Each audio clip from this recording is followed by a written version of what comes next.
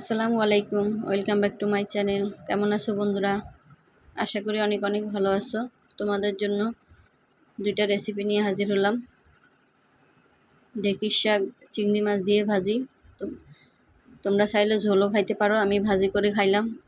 ঢেঁকির শাক ভাজি করি অনেক মজা, ঝোল খেলেও মজা। এই শাকের অনেক উপকারিতা আছে। যাদের পেট ব্যথা তাদেরও এই শাক খেলে অনেক উপকার হবে। এই যে এখানে এক মুঠো ঢেঁকির শাক নিয়ে নিলাম, এগুলা বাজার থেকেই কিনা। এগুলাকে আমি কেটে পরিষ্কার করে নিব।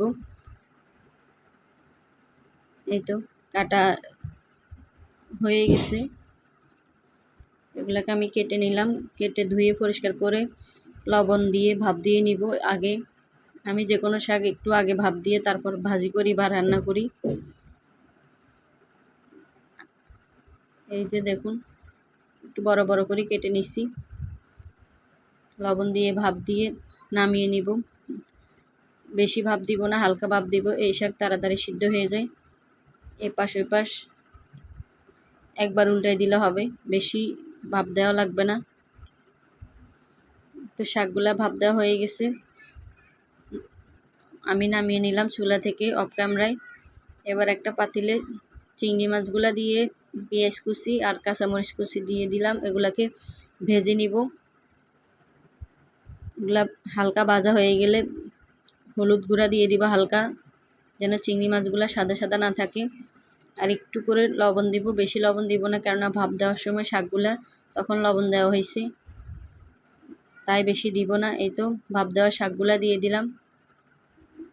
এবার এগুলাকে ভালো করে নাড়াচাড়া দিয়ে নিব।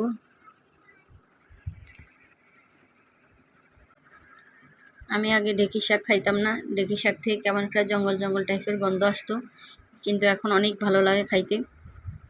বিয়ের আগে কখনো খাইনি, বিয়ের পরেই খাইলাম এই ফার্স্ট টাইম শাকগুলা। আমাদের ওইদিকে ছিল, বাট খাইতাম না কোনো দিন। শাকগুলাকে ভালো করে একটু উল্টে পাল্টে দিব, বেশি সিদ্ধ করা লাগবে না, এগুলো আগে থেকে ভাপ দেওয়া, সেই জন্য।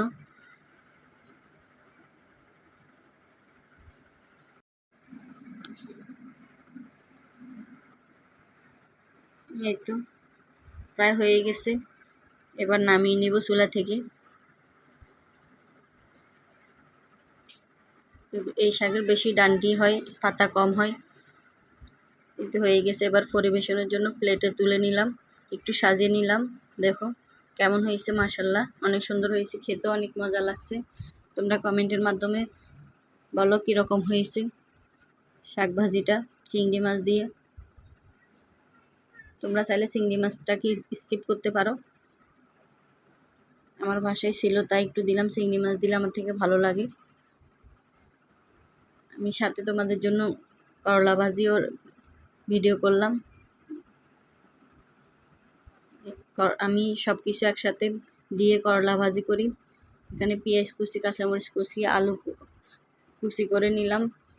করলাগুলোকে একসাথে কেটে চুলায় বসিয়ে দিব। আলাদাভাবে ভাজি না, পেঁয়াজ কাঁচামরিচকে আলাদাভাবে ভাজা লাগে না, একসাথেই দিয়ে দিই। এখানে লবণ হলুদ দিলাম, বেশি মশলা ইউজ করা যায় না করলা ভাজিতে। আমি আলু একটু বেশি দিছি যেন তিতা একটু কম লাগে। আমি তিতা অত খাইতে পারি না, কমাই খাইতে পারি, সেই জন্য আলু বেশি করে দিলাম। এই তো করলাগুলোকে হলুদের সাথে মাখায় নিলাম ভালো করে নিয়ে। আমি মাঝখানে কিছু ভিডিও করি নাই, কাজের চাপ ছিল, সেই জন্য করতে পারিনি, শেষে করলাম। করলা ভাজিগুলো হয়ে গেছে। আমি বেশিরভাগ এরকম করি, আর না হলে আর একটু লাল লাল করলেও মজা। আমি বেশি লাল করি নাই।